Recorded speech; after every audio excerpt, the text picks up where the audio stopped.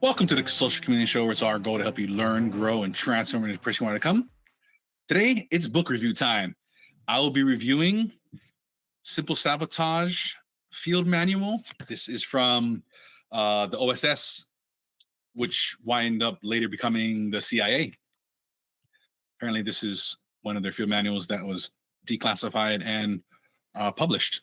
I initially heard about this book on the Jocko podcast, episode 390, How to Sabotage the Enemy, but also Yourself with JP Donnell.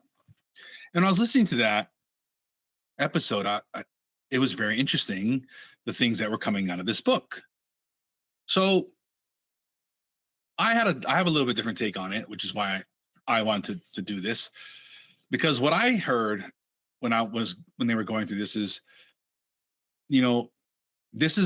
this book is an opportunity to evaluate the similarities between the sabotage they're talking about in here and what I felt like was similarities in everyday life and business practices. And then with that, I think this would be a good opportunity to use this manual to help us identify them and remove them from our lives as much as possible. The way I think about this book, it's not broken up like this, but how I think about it is section 1 and 2. Section 1, the way I think about this section is it gives us the opportunity to look at these different sabotage things. And the way I see this is they're talking about sabotaging, and we'll go through it, different things, facilities, train tracks, roads, water supplies, all these different types of things. And when I was thinking about it, I was like, wow, are we susceptible to this at our own homes? Are we susceptible to these things, in maybe a business you run or if you're a manager or something like that? How easily susceptible are these things just because? Not because there's a saboteur amongst you, but because things happen. Maybe we don't think about things. I guess a good example here is my neighbor's house burnt down a couple years ago. I never thought about having fire extinguishers. I didn't have any in my house. And I was like, I should probably go get some of those. So that's how I thought about this first section. Like, how many of these things are we plausibly vulnerable to? So I would like to go through that. And with the hope of, we probably won't be immune to these things, but being aware of them gives us a better chance to detach and recognize them. A kind of a good thought of this is the Nobel laureate Daniel Kahneman. He wrote the book Thinking Fast and Slow. I think it's his most popular book. He has got a newer one as well. The title is escaping me at the moment. I'll leave that in the show notes if you guys are interested. I think Thinking Fast and Slow is probably definitely one of those books. It's a must read because it goes through all the cognitive biases. And what he says, I'd like to paraphrase here. I couldn't find the exact quote, but I know I remember hearing talk about this. He says that I still fall for these cognitive biases, even though I've studied them my whole life. That's about what the sentiment of what he said. I said I couldn't find the exact quote. And so he kind of also talks about different things of, this knowledge may make you justify being right by explaining away the dangers or the warning signs. This is one of those types of cognitive biases where you're like, well, this is happening and this is the reason why. And because you explain it away, you don't feel the vulnerability or the, or see the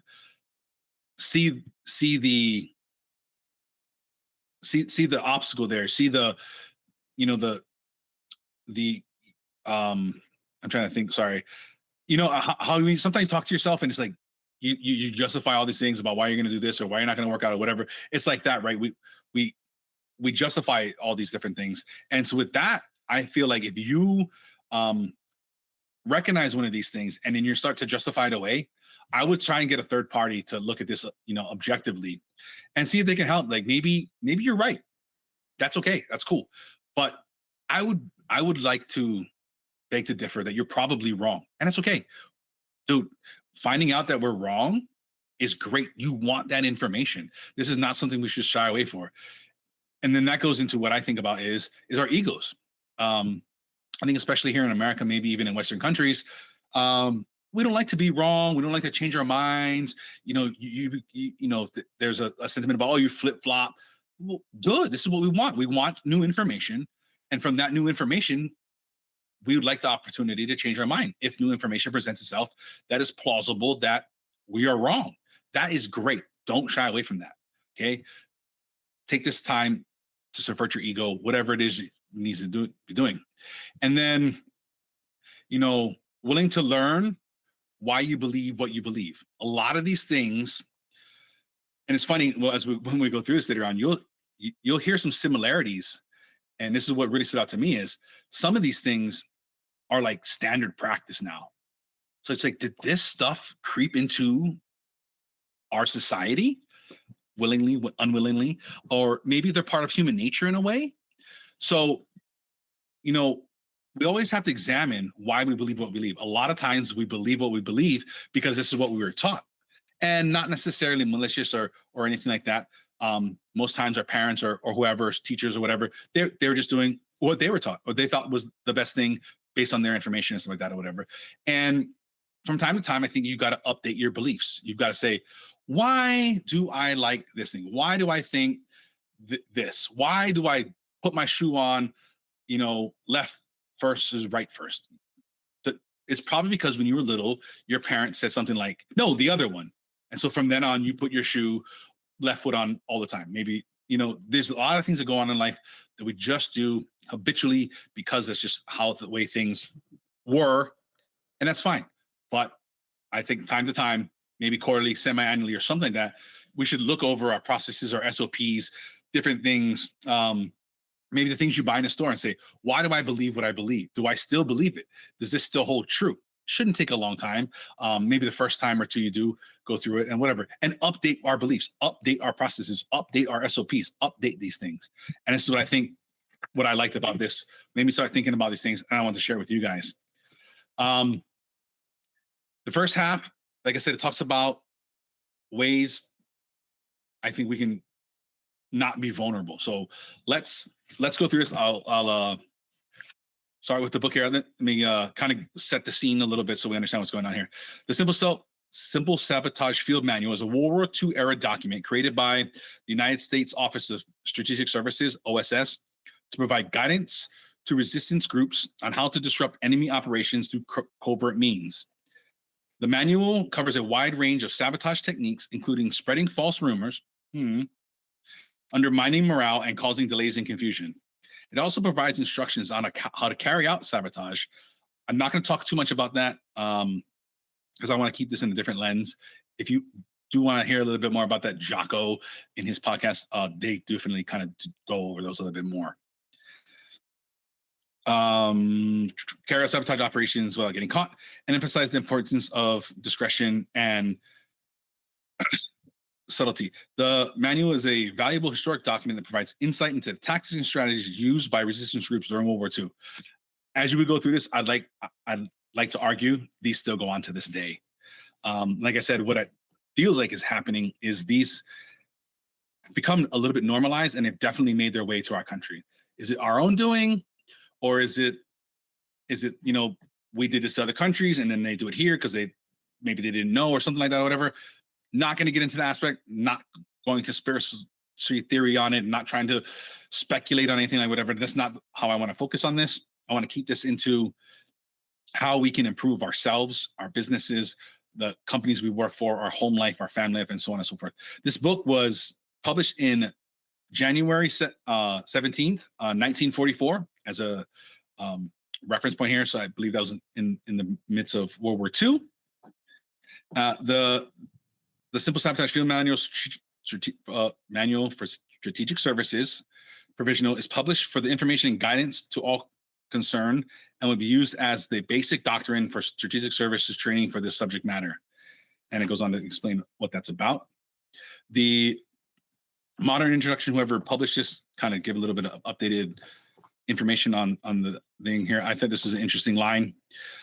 This manual basically is providing instructions on how to corrupt enemy operations through a variety of means. Like I said, I think these have spilled over into our society. The original introduction states here, the purpose of this paper is to characterize simple sabotage, to outline its possible effects, and to prevent and to present suggestions for inciting and exciting it. And goes on to say, a second type of simple sabotage requires no destructive tools whatsoever and produces physical damage, if any, by by highly indirect means. It is based on universal opportunities to make faulty decisions, to adopt non-cooperative attitude, and to induce others to follow suit. I think this sounds very familiar. In 2024, while I'm recording this, in stuff that's definitely going on in America, and what it seems like is also going on in some other Western European countries, right? Where this, opportunity to make faulty decisions, to adopt a non-cooperative attitude, and to induce others to follow suit. Bit of a groupthink kind of thing right here, which is a bit of a danger. Making a faulty decision may be simply a matter of placing tools in one spot instead of another. Now, I remember hearing rumors in 2020, the different riots that happened in America, where suddenly pallets of bricks showed up. Is this something that's in those lines? It could be. This type of, it goes on to say here later on, this type of activity, sometimes referred to as a human element, is frequently responsible for accidents, delays, and general obstructions, even under normal conditions. The potential saboteur should discover what types of facility decisions and the operations are normally found in this kind of work, and then should devise his sabotage so as to enlarge the margin of error. So that's something else I noticed recently as well, is people blocking roads and highways and stuff like that, and different protesting of different things. Well, here we go, right? This is directly from the book. Operations that are found normal by causing accidents, delays, and general obstructions. Interesting, right? Here and then here, we go to the section 3. This is the first section, kind of talking about some things here. I'll read a little bit from this, which I thought was interesting. Section 3 is possible effects. It goes on to say here, acts of simple sabotage multiplied by thousands of citizen saboteurs can be an effective weapon against the enemy. Slashing tires, draining fuel tanks, starting fires, starting arguments, acting stupidly, short-circuiting electrical systems, arbitraging machine parts like waste materials, manpower, and time. This sounds familiar. In the 2020 era, this sounds very familiar, right? And then it goes on to say here, widespread practice of simple sabotage will harness and demoralize enemy administrators and police.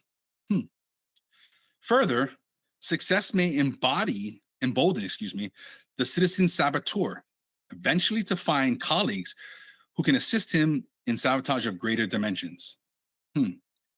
Start going along with the crowd, right? Start thinking maybe we're on the right side of history here.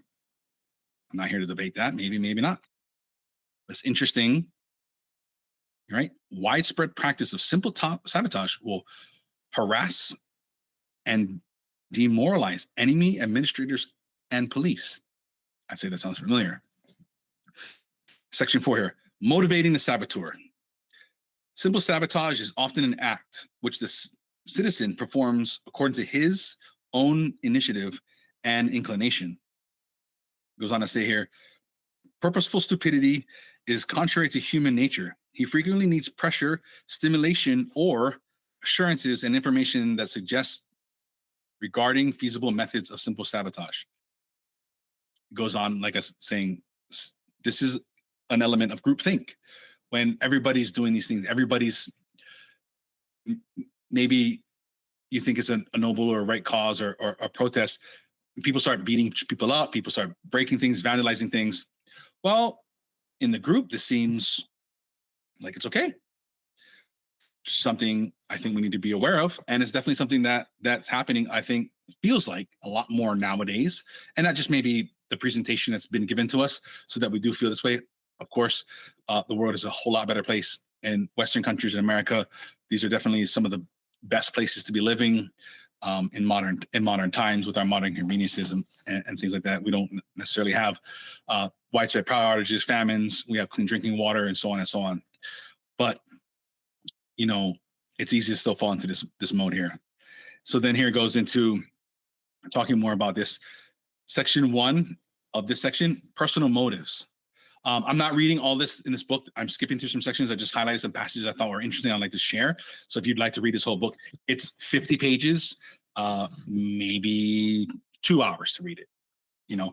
It's a quick book. I'll link that in the show notes for you guys if you're interested in reading the whole book and really get kind of digging into each of these areas. The ordinary citizen very probably has no immediate personal motive for committing simple sabotage. Interesting. Instead, he must be made to anticipate indirect personal gain, such as might come with enemy evacuation or destruction of the ruling government. Gain should be stated as specifically as possible for the area addressed. Simple sabotage will hasten the day when Commander X and his deputies Y and Z will be thrown out, when particularly obnoxious decrees and restrictions will be abolished, when food will arrive, and so on and so on. That sounds interesting. That sounds familiar, right? When you think you're doing this for a noble cause, are you being set up? Is this some type of misdirect? Is this some type of thing? This is why I'm saying I think we should examine things, especially when it maybe goes a little bit of our nature, something we never thought about. It's like, why is this happening? We're going to go do what? We're going to go throw soup on paintings? Why would we do that? Well, it's a noble cause. Once we do this, they'll listen to us and we'll stop drilling for oil. That sounds, yeah, I can see that. And then when we stop drilling for oil, the earth will be great. Everything will be beautiful. Not here to dispute any of these claims. I'm just throwing out an example of how you could see this and be like, you know what? I see what you're saying. Like, a better world would be great. Yeah, it would be great to be free. I mean, it'd be great to stop all these things that they talk about, whatever they get you into. Now you're bought in. Now you're part of this group, right? Will these things happen? Is this really what the change is going to be? I'd beg to differ. Probably not. And I wonder who maybe is behind these things. I don't know. It could be a grassroots operation, or it could be we are being sabotaged for a greater thing. I'm not here to debate that, just throwing out possibilities of things. Here in this section really talks about the groupthink here. In part B, since the effect of his own acts is limited, the saboteur may become discouraged unless he feels that he is a member of a large, though unseen group of saboteurs operating against the enemy or the government of his own country and elsewhere. That's the danger of groupthink, right? Is you feel like you're doing this. You're part of the left, the right, this religion or that religion, this color or that color, this side of the street, this neighborhood. There becomes a bit of groupthink there. And the danger of that is you can fall into this mode of, well, this is what our group does. This is what our religion believes. This is what our political party does. And then when there's a little thing there, you're like, well, I don't really agree with that, but hey, this is what we do. And this is when you go on things. That's a problem with groupthink. A lot of these political terms, thank God I don't understand them, because what tends to happen is you fall into a group, right? You fall into this segment. So when people say left, right, Democrat, Republican, I don't understand those terms. And I don't want to understand them because I do not want to be subject to groupthink. I don't want to be like, well, I identify with that group. So when my group talks about these things, it's easy to fall into this mode of, well, this is what our group does. It's very dangerous, and it's definitely an easy way to manipulate people. And like we're talking here, sabotage. Section C here. More important than A or B would be to create a situation in which the citizen saboteur requires a sense of responsibility and begins, to educate others in simple sabotage. Now we start recruiting people to recruit people, right? This sounds familiar, right? I think we've heard of different things where government agencies do this, right? They start piping the ears, like, can we get these guys to start doing these things? Can we put little pieces in your ear of different things? I think that's the things we've heard about. not trying to go down that road necessarily. But what, you know, at work gossip, right? Good work gossip create a situation in which the citizen saboteur, let's call it co-workers, acquires a sense of responsibility and begins to educate others in simple sabotage. Could co-workers, through gossip, create a hostile work environment? Could create a situation where maybe justly or not justly, I'm not going to argue that, but you start a rumor and start gossiping about things, maybe a little thing. And the thing about gossip is, if you've ever engaged in, which I'm sure all of us have, is the way our human minds are wired for negativity because of a survival thing. It's easy to pile on. It's easy to start going like, yeah, you know what? Hey, these fuckers didn't give me overtime. You know what? How come Billy's getting all this? You know what? Actually, yes, we should unionize. Not saying good or bad about that. I'm just saying, how can this gossip really become a way to self-empower people? Maybe one person has a grievance and they want to go on a little rampage of self-sabotage to make things more the way they want it to be. And then suddenly you fall into that. Something to be careful about, something to think about. Like I said here earlier, right? On to be able to detach, recognize like, whoa, is this something I actually believe? If it is, that's great. Go do it. Is this something I'm being talked into?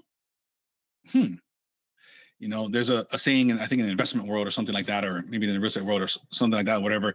The flashier the pamphlet, the more shitty the investment is. Because if the investment was great, the property was good, you don't need a flashy sales presentation. You don't need a flashy pamphlet, because the numbers, the opportunity speaks for itself, right? Something I think we should watch out for. Section 2, encouraging destructiveness. It should be pointed out to the saboteur, where the circumstances are suitable, that he is acting in self-defense against the enemy or retaliating against the enemy for other acts of destruction. Are you being, let's just use the word gaslit, into thinking what you're doing, the destruction and mayhem you're causing, is okay, is justifiable? That's something we need to take a look at and see what happens. Like I said, these things become very easy amongst the group. Okay. It's easy to jump in. We think we don't gonna get caught, or there's so many people, or whatever it is. And humans tend to do things we wouldn't do by ourselves or in a smaller pack or with closer friends or something like that than we do within a mob or within a protest or something like that. Okay. I'm skipping ahead to section C here. I'd just like to point out, this man needs to be stimulated to reorient his thinking in the direction of destruction. That sounds, in the morning, do we start to reflect? Sometimes we've gone out and maybe we had a few drinks or something like that, and you wake up in the morning and you're like, ooh, I do last night, right? So we know this. We've got to reinvigorate you in the morning. We've got to reinvigorate you at the next rally, whatever it is. I'd say be careful of that. Section D here. They talk about freedom stations, which, like I said, this is from 1944, probably, written or thought about a few years before, maybe evolved from something else. I do not know the origins. But let's just think about this in modern terms. Social media, different YouTubes and Rumble and whatever, text groups and chats and all these things, right? So where broadcasts or leaflets may be directed towards specific geographic or operational areas, or may be in general scope. So these are channels are used to help maybe indoctrinate you. It could be a harsh word or something like that, or whatever, maybe a little too strong. But generally, I think that's the direction of that. And we go section 3 here of this, safety measures. A, the amount of activity carried on by the saboteur will be governed not only by the number of opportunities he sees, but also by the amount of danger he feels. Interesting, right? It's like, where's the limit? Seems to be up to the individual or whatever, right? It's interesting how they talk about that, right? The amount of activity carried on by the saboteur will be governed not only by the number of opportunities. So it's not like there's 3 targets or something like that or whatever, right? How long can we get away with this?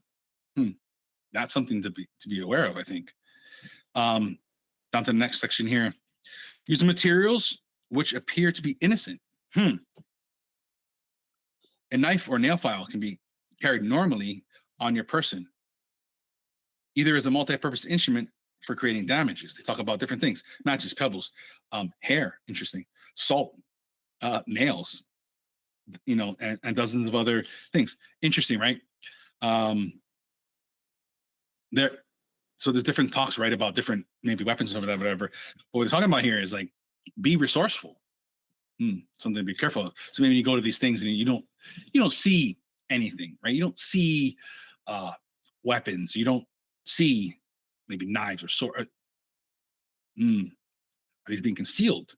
Is there a pallet of bricks that conveniently show up on the street? I don't know.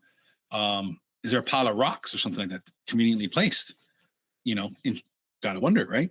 Do you start damaging property, damaging vehicles, and then taking tire irons out of the back of a car, and now you have a weapon that necessarily you didn't bring there, but you've been taught about, hey, go do these things, grab maybe metal trash cans, various things that can easily become destructive, that are just part of an everyday thing, right? And go on to section 2 here. Is this, sorry, I think, no, this is still in that same thing about safety and measures. Try to commit acts for which large numbers of people could be responsible. Ooh, see how that hiding in the shadows, maybe, the largeness of numbers. I'd say nowadays this is a lot harder, especially because I don't know, probably 90+% of us carry a cell phone, GPS is on, you don't have a VPN or something to mask it. Even if your phone is off, there are ways of those things still tracking cell phone towers. And I'm sure we've heard of different things where people were pinpointed where their location was because of their cell phone pinging. Maybe you weren't there for nefarious reasons, but you were in proximity. So that could give maybe plausible deniability to other people that were the saboteurs or were the instigators and so on and so forth. Something to think about, right? Not trying to. One thing I worried about doing this episode is I think there could be an element of telling you how to get away with these things and telling you how to do them. And like I said, I want this to be more of a way to think about these things and protect yourself against them, and kind of harden yourself from being susceptible to these things. As tough as humans, these are things we go. Section 5 here: tools, targets, and timing. And then we're going to hear under general conditions. It says here, prior to a military offense, during periods which are in a military sense, such emphasizes can be given to simple sabotage, might well center on industrial production or to lessen the flow of materials and equipment to the enemy. So this is talking about ways of sabotaging facilities and manufacturing, stuff like that, whatever, where you can find these improvised weapons, right? You can find different, maybe loose materials and different stuff. And it goes on here, tells you about what to do, prior to a military offensive period, during a military offensive period, different ways to attack things, roads, railroads, automobiles, trucks. So if you have a factory or warehouse, or maybe it's yours, maybe it's your business, maybe some type of, doesn't have, could be an innocuous kind of place. If something were to break out in your area, how easy would it be for somebody to steal your trucks, cut your power, block off roads and railways? Do you know ways around your neighborhood?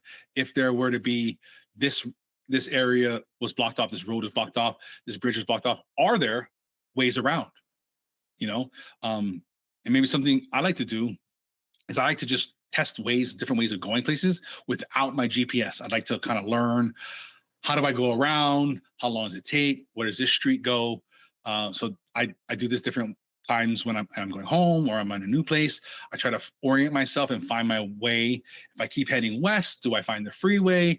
Do I find a familiar road that I know heads south or something like that? I think these are different things we should do to help fortify ourselves if in an event there's just a natural disaster, there's a tragedy, there's a fallen tree. Can you get around? You know, is your facility, how secure is your facility? How susceptible to things is your facility here? And then it goes on to section 6 here, specific suggestions for simple sabotage. Buildings. It talks about all the different types of buildings, and then it talks about different means. Uh, Fires can be started wherever there is an accumulation of flammable materials. Is that something that your facility is susceptible to? In fact, is your home susceptible to this? Like I talked about earlier, my neighbor's house had burned down. From my understanding, I've seen his garage beforehand, and even now that they've moved back in, there's a lot of stuff in there. And from my understanding, there was ammunition and stuff in there. There were flammable liquids. He did a lot of woodworking stuff, and from what I understand from the neighbors was he was doing some type of woodworking. Something sparked and ignited his garage, which because of all the flammable things that were in there and the mess and the chaos that was in there, his house very, very quickly went into a massively raging fire. It was unfortunate, but boy, it was a spectacle to watch because of the different amounts of accelerants that were in his garage. And then at some point, his the fire got so intense that the natural gas water heater that was in his garage wind up carrying the blaze for a very long time. It was a very, very hot fire. They went ahead and cut the gas and stuff before they could really get that fire extinguished. So that's something, not only can you be sabotaged, but these accidents can happen. Are you prepared? What is your fire suppression like? What is your training like? If you're a manager or an owner or something like that, do you guys train? What are your SOPs? What are your standard operating procedures? How do you handle these things? Are your workers not necessarily in a maleficent kind of way or in a neglectful way, but sometimes we get in habits of doing things and we just kind of we just throw a rag there. Nothing's ever happened. There's a really cool YouTube video. I'll try to link to it if I can find it again, where they test this, what a lot of people felt like was theories, where you take oily rags and you put them in a trash can, and everybody's like, because it doesn't happen very often, people are like, it's not a big deal. You can throw oily rags in there. And at some point, those oily rags just spontaneously combust. So is that something that maybe needs to be tightened up at your place of business or at your home? It's something you would work in your garage or something, you metal work in your garage, and we get a little lackadaisical sometimes because nothing's ever happened, right? So that's something I think we can be aware of. Like I said, this is the things I thought about when Jocko was going through this book. I'm like, boy, and these are things that are vulnerabilities in normal life or normal business. Onto section B here, water and miscellaneous. You can ruin a warehouse stock by letting the automatic sprinkler system work. Is there a provision you have for that? How's your insurance? These are accidents that could happen. These are things that could naturally happen. Maybe you're operating a forklift or something like that or whatever, and the forklift driver and the object on the pallet or whatever gets a little too high and knocks the sprinkler head off. Now you got a serious problem. What are the contingencies you have in place for that kind of stuff, right? And he's going to talk about all kinds of different things. Different basements, how clean is your factory, the toilets and stuff like that, toilet paper, hair, putting obstacles down, these different things to, back up the plumbing and all kind of different things like that or whatever. And then, in industrial production manufacturing, what are your tools? Are you letting your workers let your tools get dull? Are you leaving, blades and instruments and stuff maybe a little bit too warm? Maybe there's a little wonky. You're like, that's kind of good enough. Maybe you're being a little cheap, where maybe safety is a little bit, maybe feels more cost prohibitive, or maybe you feel like you're saving a little bit of money, but I mean, in the long run, when an accident does happen, maybe that outweighs the shorter term savings for the longer term, savings. Something we need to think. And it talks about here, oil and lubrication systems are not only vulnerable to easy sabotage, but are critical in every machine with moving parts. Are we properly maintaining things? Are we properly maintaining our vehicles? Are we properly maintaining our tools at home? Are we properly maintaining our things at work? And it's easy. I worked in some of these different situations where you're busy, things are going, you got a lot of orders, maybe you're back on things, and schedule maintenance is like, we'll get that to that later, and then boom, kind of catastrophic failure. Well, that's definitely a lot more costly than it would have been to shut down for a little bit and carry on our scheduled maintenance. Cooling systems, this is a big one, right? Especially in your vehicle. Maybe you let your vehicle overheat a little bit one time. You know, you're probably okay. You know, but when I'm talking a second, a third time, and I know sometimes it's hard when you're trying to save cost to be like, dang, I don't have the money to figure this out. And that's something that we got to work through, because the cost of not taking care of these things is more high and catastrophic than taking care of them in the interim, right? It goes on here, section D, talk about gasoline and oil fuel tanks and fueling engines are usually accessible and easy to open. This is something you have maybe in your home or in your work, where your diesel tank, maybe your propane, maybe your natural gas tank is easy to access. Maybe not as secure as it definitely could be, from thieving, from sabotage. Something I think we should think about. You got a can of gasoline in your garage or something like that, or whatever.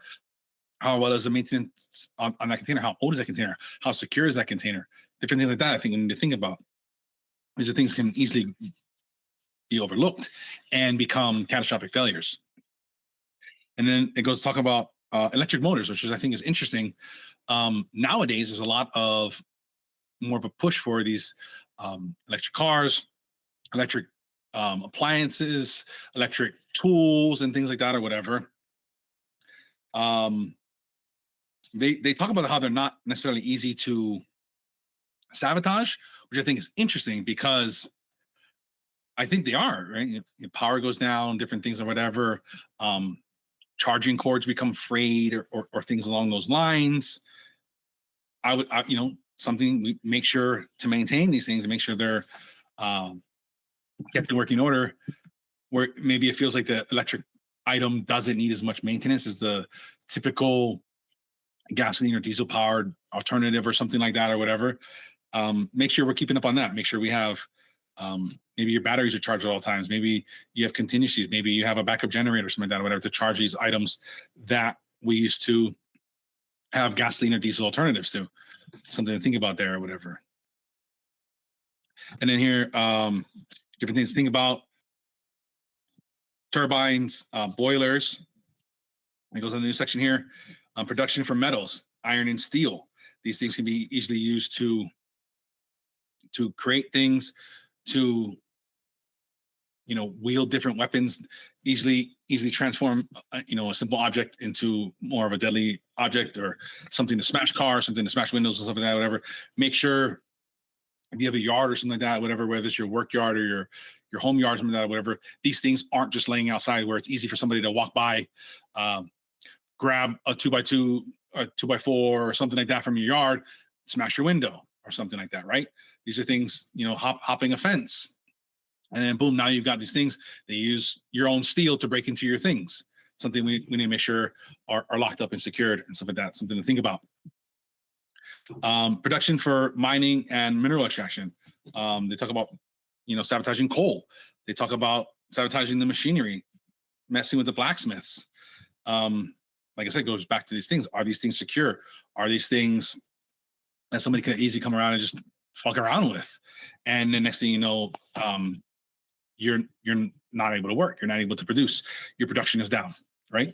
Different agriculture, sabotaging the machinery. Crops and livestock probably will be destroyed only in areas where there are large food surpluses, or where the enemy regime is known to be requesting food. That's interesting, right? Only sabotage food where there's a surplus. So it's the illusion of a famine, the illusion of food insecurity.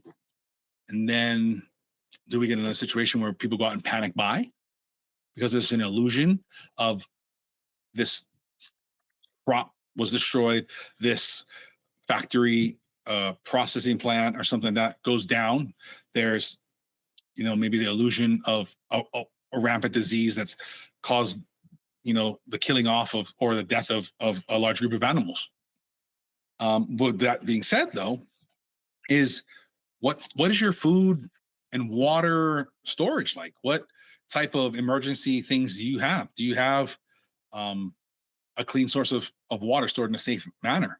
Do you have a few days, maybe to a few weeks of food and non-spoilable foods in stock and storage? I know these things can definitely become cost prohibitive for some people. I like to stock up on things when they go on sale. Let's say, some tuna goes on sale. I maybe only want to need 2 cans. Maybe I'll buy 3 or 4. And I think that's an easy way and an affordable way to, grab an extra thing or 2 here. And then eventually you've got a good amount of things, take a look at these stocks, make sure we're constantly rotating them, make sure you're going through these different things, whatever, and don't waste, money. Don't waste these items because you pile them up and then they're expired, 3 years ago, and you're like, shit, maybe you can eat some of these things. That's something you maybe should look into. Like, what's the actual viability of this canned or dried item? Maybe it's printed on there like 2 years, but that's a very conservative estimate, and it can go out maybe 4 years, or maybe of a way to crack it open and know if it's actually good or bad to eat. Something to be prepared for, not just if there was a natural disaster to happen, not if if there was to be a war or some type of martial law or some type of pandemic again or whatever. How prepared are you? Have you thought about these things? Talks about ways of sabotaging the railroads, and it talks about here about the passengers in particular, which I thought was interesting, to make train travel as inconvenient as possible. Now we can extrapolate this beyond just trains. I think they might talk about later, but like we talked about earlier, do you have contingencies if your vehicle was going on, if your main mode of transportation was no longer available? Can you get around it? Have you just thought about it? We've talked about a lot on this show where we don't default to our expectations. We default to our level of training. So I think even at the base level, if you've thought about this and you've gone through this scenario, I think there's at least a little bit of an element of you've thought about it. And I think you're not in the moment where like, oh, I never thought about this, I don't know what to do. Not as good as actually going through a drill, or actually going through a procedure, or actually practicing these things. I know I've talked about before of taking like 1 day a month and just eating beans and rice and knowing it's not a big deal. You can easily survive on that for a decent amount of time. Sleeping on the floor, camping outside and stuff like that, or whatever. I think Seneca, Epictetus maybe talks about, taking this time to do these things and then letting yourself know, like, what was I afraid of? What was I scared of? Being a little hungry, eating harsh food, sleeping on the floor, camping, no electricity, and then you realize it's not a big deal. So that when this thing does actually happen, you've already practiced, right? You've already done these things. It goes on to talk about, switching signs for things, something to be aware of when you're driving along or traveling somewhere and you're like, wait a minute, this isn't how it used to be. That sign doesn't belong there, or the stop sign is gone from there, or whatever, right? And then talks about, like I said earlier, oil lubrication, make sure your cooling systems. Goes on to talk about these different things again. Make sure your brakes and stuff are well to go. Like I said, I know sometimes costs can be a problem where some of these things, maintenance goes on a little too much longer than it really should have. Maybe we can pick up a little bit of a skill. YouTube is an amazing resource to learn some of these things and take your time to go through changing your brake pads.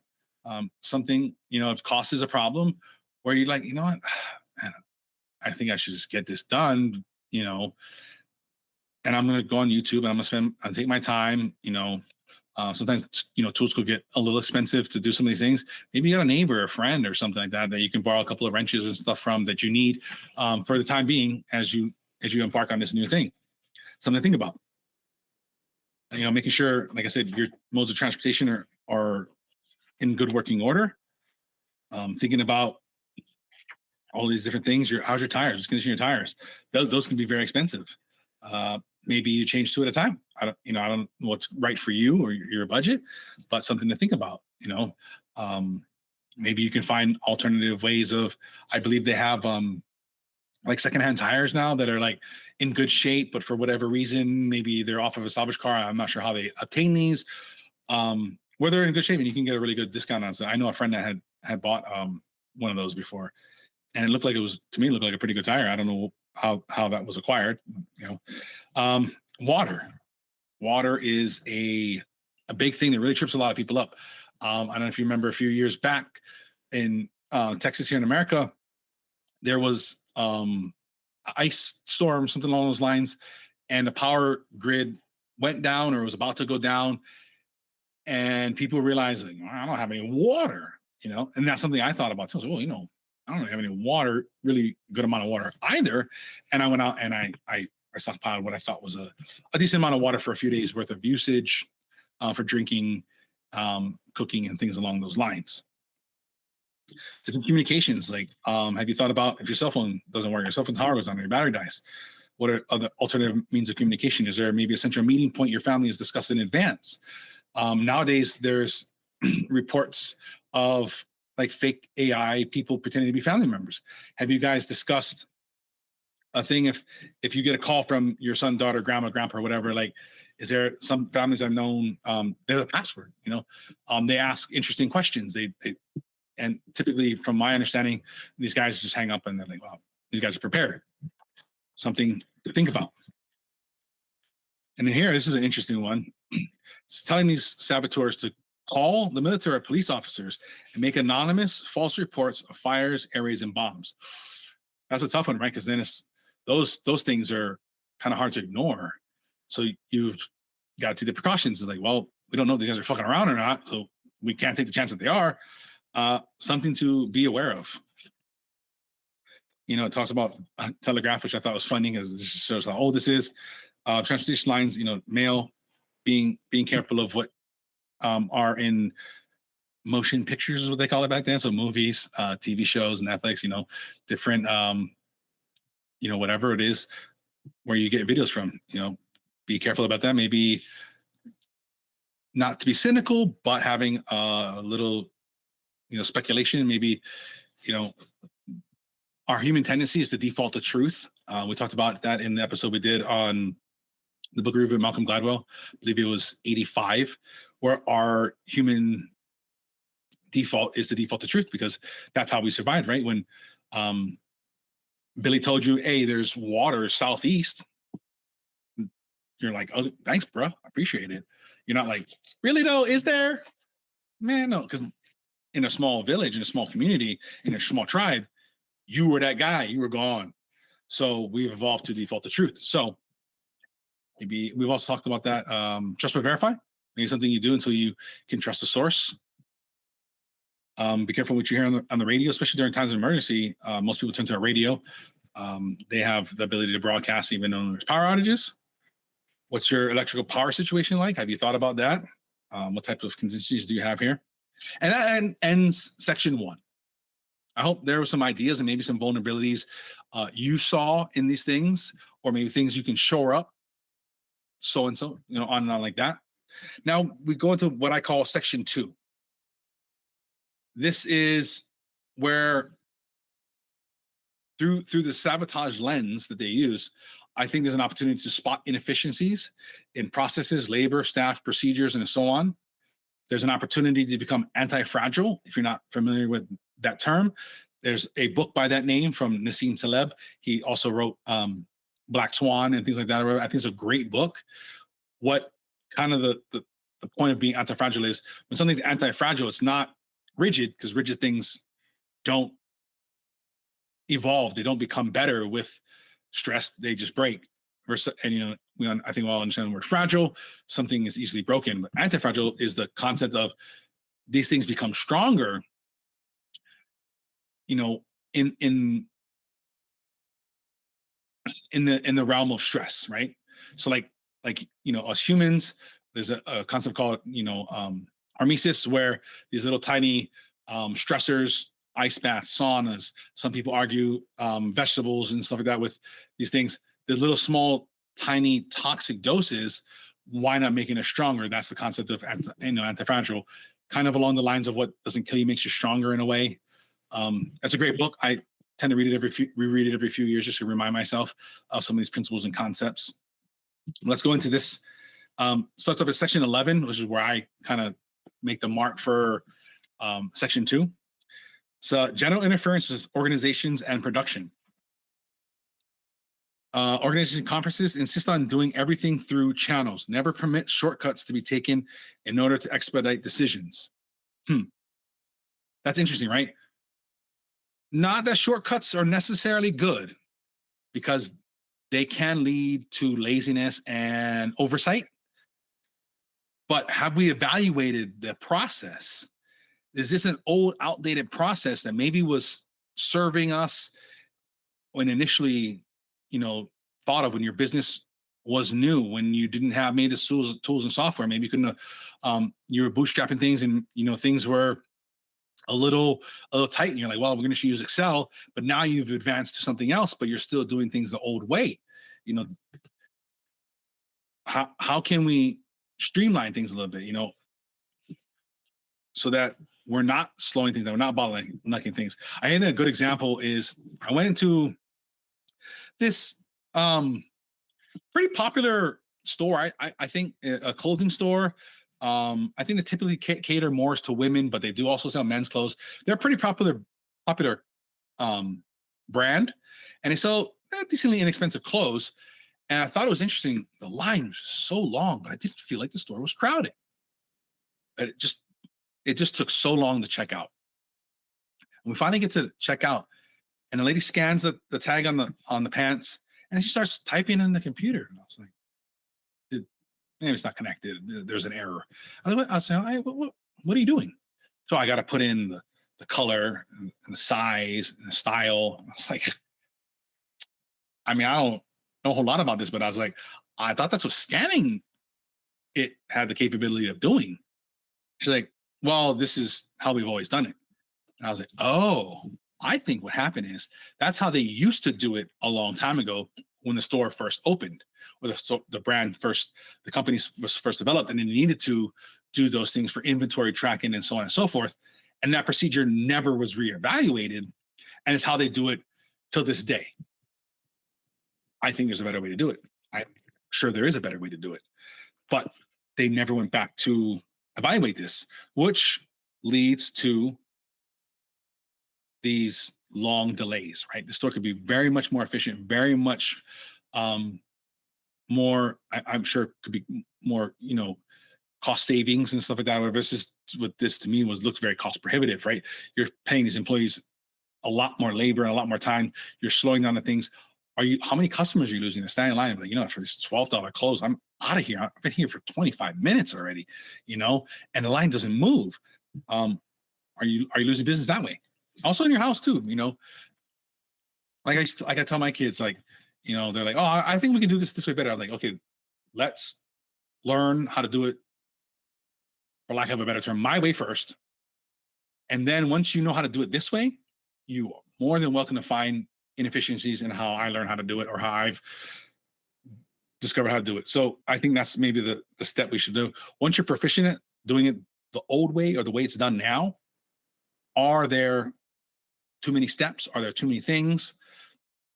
Tim Ferriss talks about, if I do this one thing, does it make all these other things irrelevant or not need to be done? Is that something you could do? And that could be construed as a shortcut, which I would argue is a good thing, something we want to do, right? Number 3 here. When possible, refer all matters to committees. That sounds familiar, right? For further study and consideration. Boy, that's what the American government seems to like to do a lot of. Attempt to make the committees as large as possible, never less than 5. That sounds like corporate America. That sounds like I worked for the military, and I was in the Reserve National Guard, that sounds like standard operating procedures. I'm not joking. We had meetings to talk about the meetings we were going to have. Oh boy, is this happening in your company? Is this happening in, if you're a manager or a supervisor or something like that? Is this something you could have influence over? Is something you could gain influence over your boss or something like that, and try to make these better? But boy, this is just a killing. Like, I think a phenomenon during COVID-19 that has emerged is constantly being on these like Zoom meetings, even though nothing's really happening. There, the whole everybody's just on this like open video call.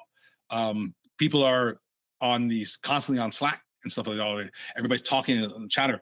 Well, this is what Cal Newport likes to call, that busy hive mind, this pseudo productivity, right? It feels like a lot's going on. There's all these things happening, but nothing's actually happening because there's too much distraction. There's too many things going on. There's too much inbound, and you don't have the opportunity to get real work done. Something I think we should evaluate. Bringing up irrelevant issues as frequently as possible. Is there somebody in your organization that's like this? Maybe it's time to get rid of them. They're not that they're there as a saboteur, but these acts are sabotage-ish. If that's a word or whatever. I think we get the sentiment. We need to eliminate these type of people. Let them go on to other things. I think it may feel hard, it may feel strange, but I think in the long run, it's better for both parties to just part ways. You got to go to something better. We've got to have something different and better. Haggling over precise words of communication, minutes, or resolutions. Boy, do I feel like in 2024 and 2023, has this become a very big problem. Where does this leak in from? Is somebody fucking with us? Sometimes it does feel like that, right? That's a big time suck, a big waste. And I think if this is happening in your organization, I would look into either nipping it in the butt, or like I said, getting rid of that person or those people. They're just causing, I think, in the long run, a toxic type of environment where it's hard to be productive, it's hard to attract talent, and it's hard to be efficient and productive and things along those lines. And then it says here, 6, refer back to matters discussed upon at the meeting and attempt to reopen the question of the advisability of that decision.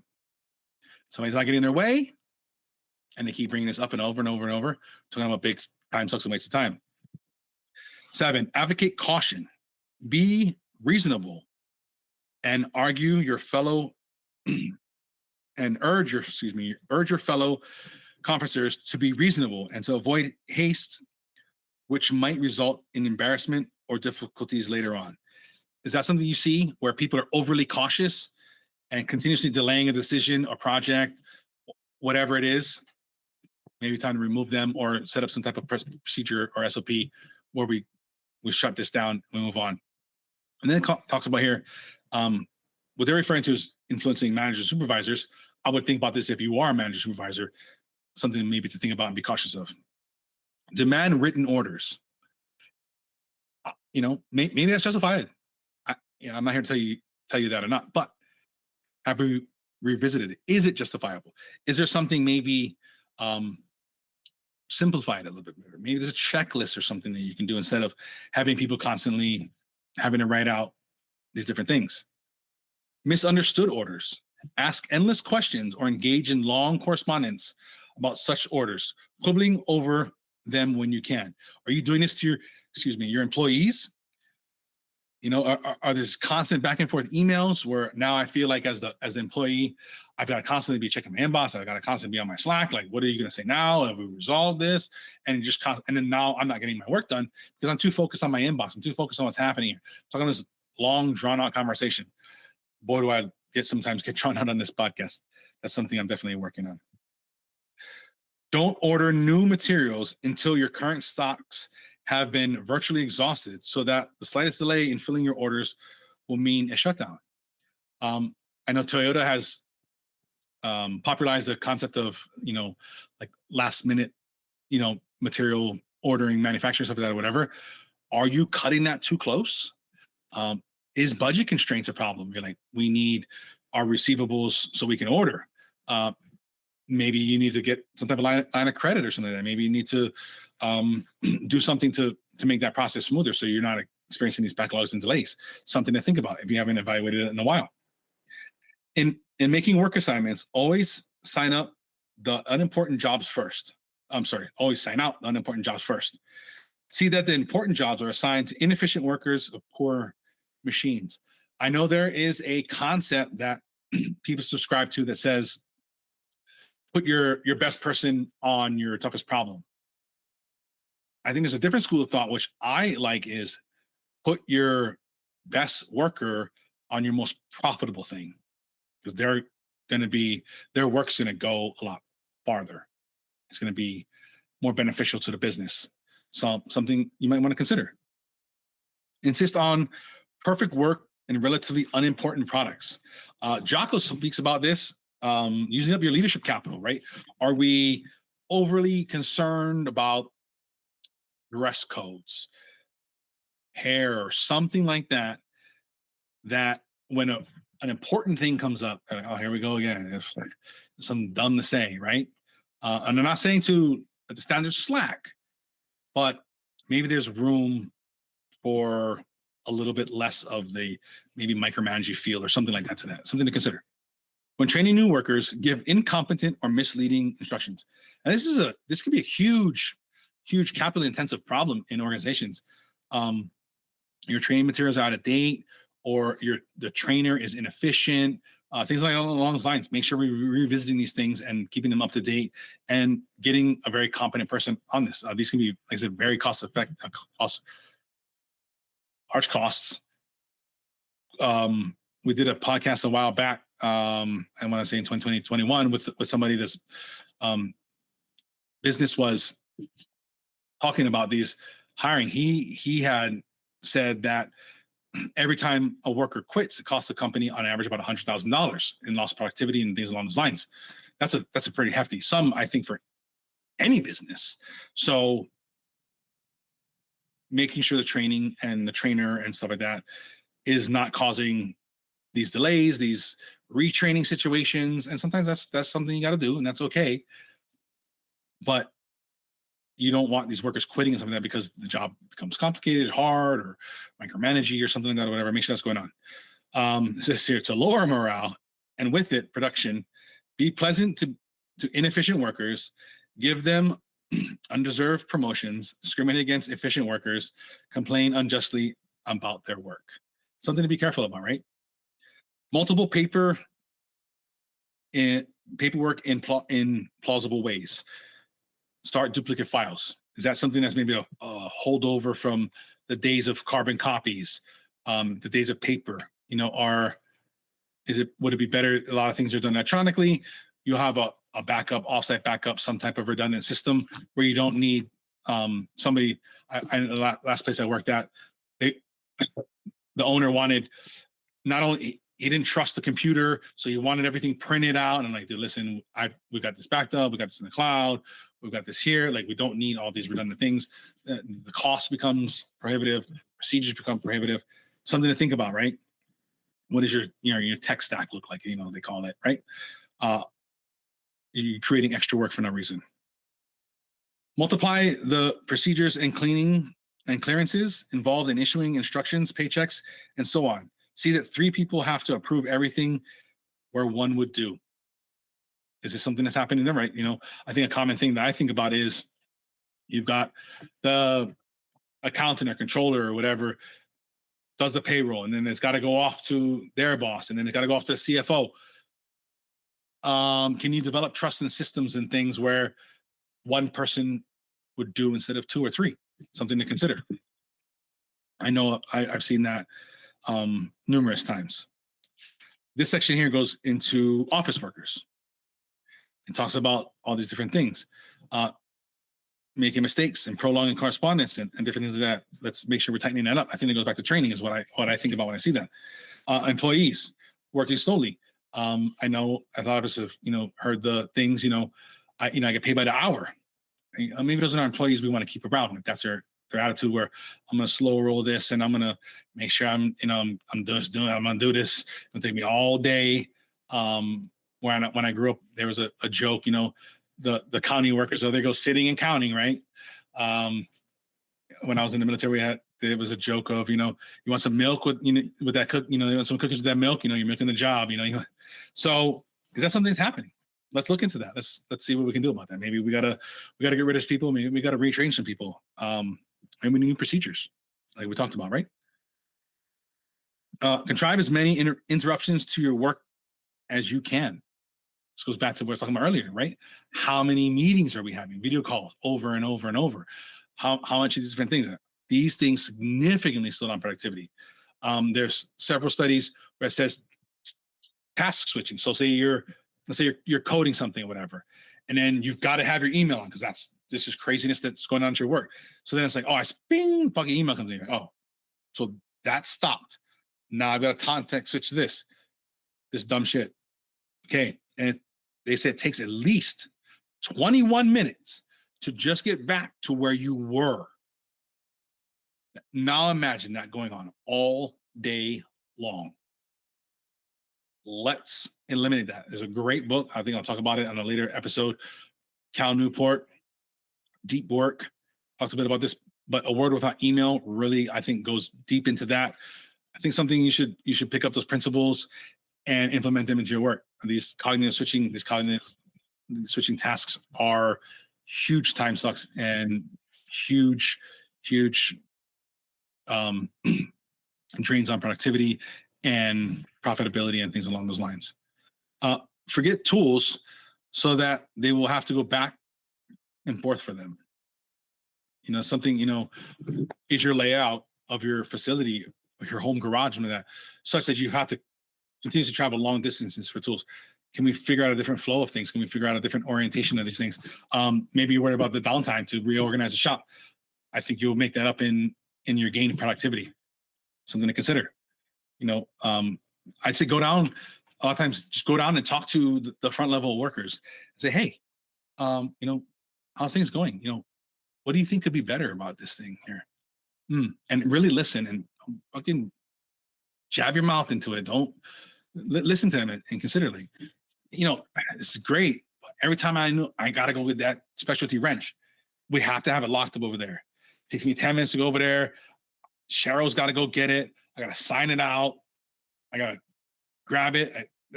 Now we're at 20 minutes. I got to come back. It's another 10-minute walk back to my station. I use it for 14 seconds, and then I have to bring it back. That's something we could get rid of. That's something we could change. That huge productivity costs, right? Even if you understand the language, pretend not to understand instructions in a foreign tongue. Is this something that's happening at work where one of your workers pretends like they don't understand English, and you damn well know they do? Maybe it's time to part ways. I don't know. That could be very disruptive, right? Pretend that instructions are hard to understand and ask to have them repeated more than once. Playing dumb?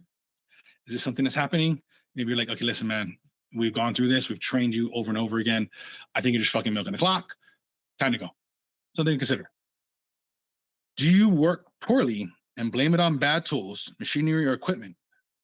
Then complain that these things are preventing you from doing your job right. Sometimes people are just whatever, right? And these are illegitimate complaints. But make sure that that's true or not true, right? Like, do our saw blades go, we think they last 6 weeks, but really they're lasting 4.5. And, John keeps complaining, like, dude, come, a month and a half, these things suck. And you're like, oh, they last 6 weeks. The manufacturer said they got 10,000 cycle life. You're full of shit. Maybe they really don't. Maybe there's something going on that's causing them to wear out prematurely. Something to investigate.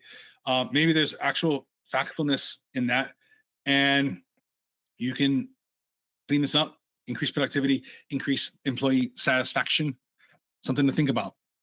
Also, if somebody's complaining like that, maybe they're toxic. Time to get rid of them.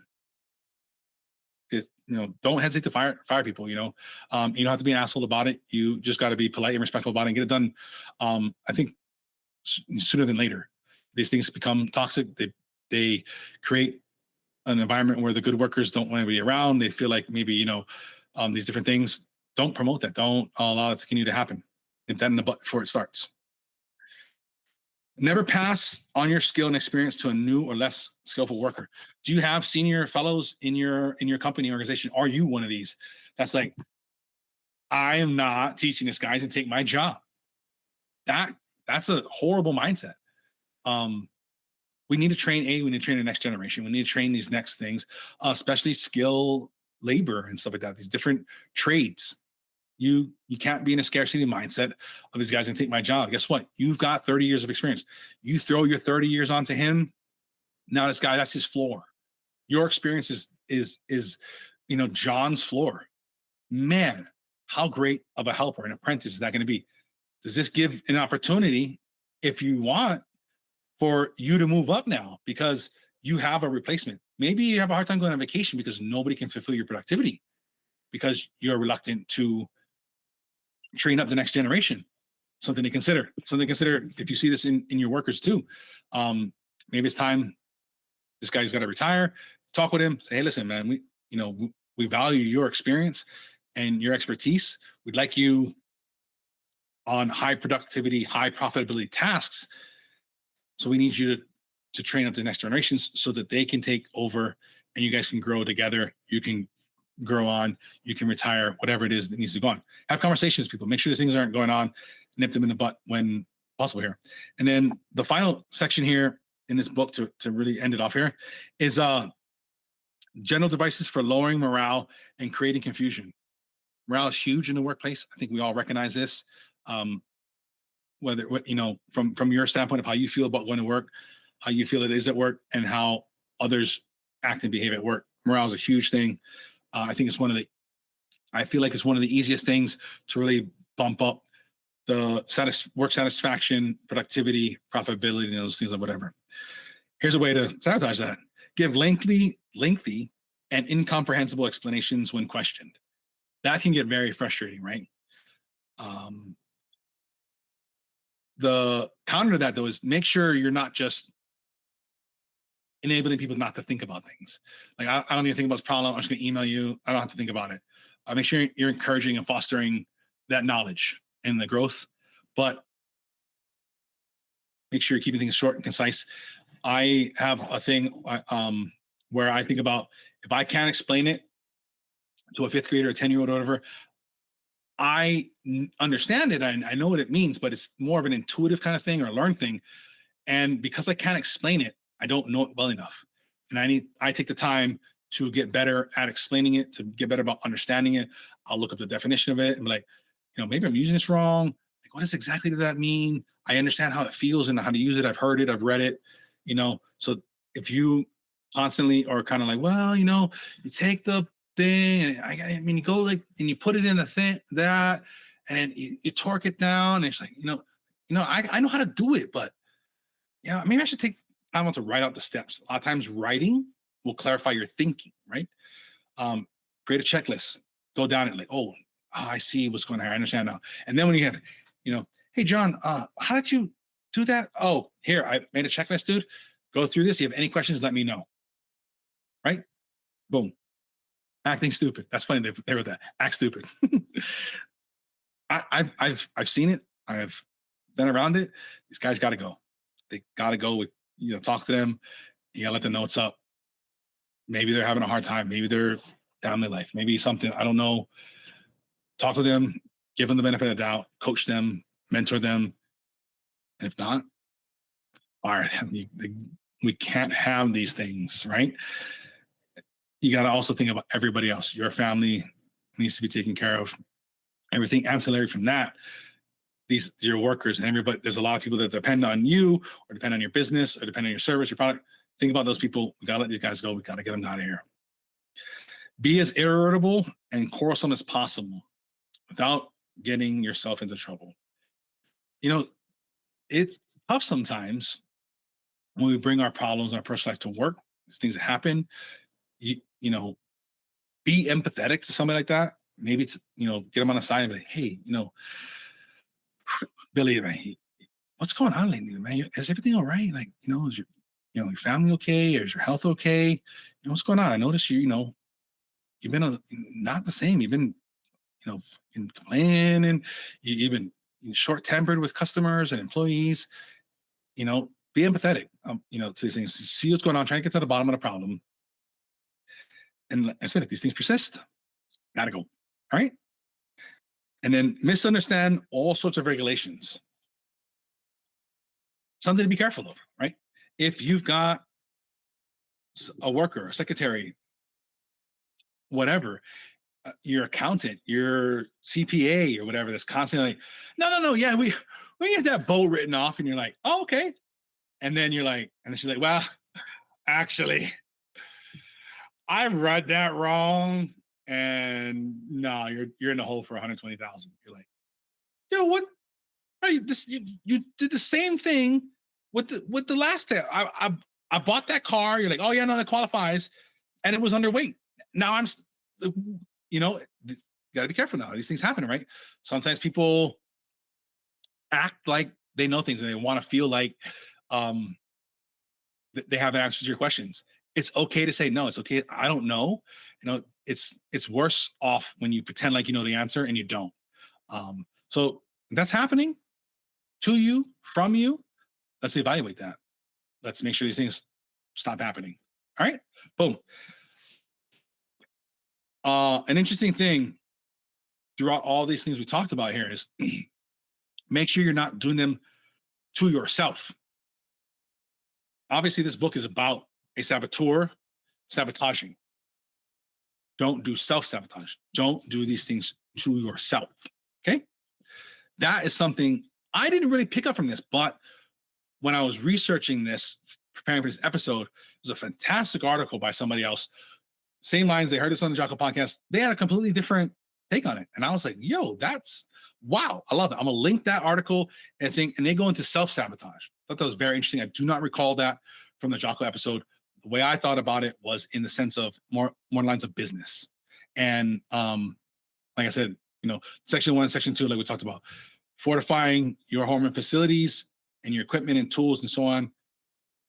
And then business sense, like we talked about in the last section, this kind of short section, but I think there's some very valuable things in there that I see as common things when I consult with people from my working days, especially in the military. It feels like the larger the organization, a lot of these things creep in, a lot of meetings for meetings. 18 people got to see this stuff. We got to CC 47 people on the email. Can we eliminate those things? Like I said, self-sabotage. Think about that aspect of it as well. There's an interesting Daniel Kahneman quote I want to hear talk about here real quick. A reliable way to make people believe in falsehoods is frequent repetition, because familiarity is not easily distinguished from truth. Authoritarian instructions and marketers have always known this fact. You hear somebody saying the same thing, typically 3 times, that's a lie. They're trying to convince you of something that's happening. These are the types of sabotage we see nowadays as these things evolve. Like I said, this is from 1944. These things have evolved. Okay. Let me give you an example here. I'm not sure if you guys are aware of this. Tom Brady is running for governor.